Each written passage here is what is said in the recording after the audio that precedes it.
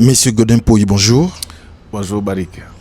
Un autre sujet qui défraie la chronique, c'est les marchés centraux de Kinshasa, Zando et Monene. Vous avez été président de l'Assemblée provinciale. Je le rappelle, vous êtes un des principaux initiateurs de ces grands projets d'intérêt, des grands intérêts économiques, mais il se raconte qu'il n'y a pas de toilettes. Pourquoi avez-vous initié un tel projet sans installation sanitaire? C'est stupide.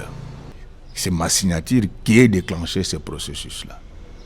Bien sûr, avec le concours de nos amis de l'hôtel de ville.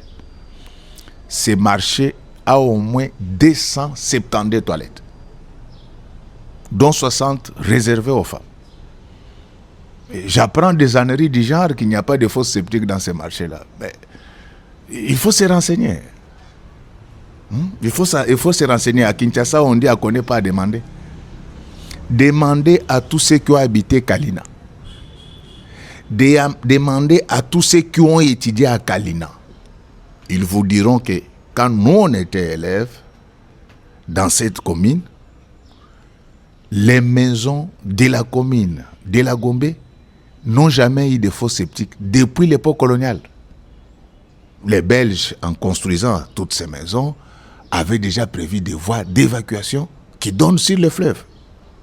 On n'avait pas besoin de construire une fosse septique parce que ça n'a jamais existé à Gombe. Les voies d'évacuation existent.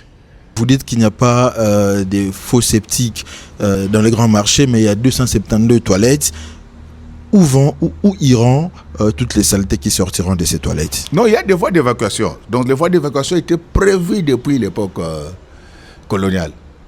C'est le maréchal Mobutu qui avait construit ces marchés-là. Et je vous dis, pour débétonner la fondation, ça a été chronophage pour nous. Vous savez ce que nous avons fait sur cette ville? Personne ne l'a fait, même pas Léopold. Construire un grand marché sans avoir déboursé un seul franc de l'État, nous méritons un fisc médaille de bronze. Merci beaucoup pour votre disponibilité. Merci beaucoup, Barik.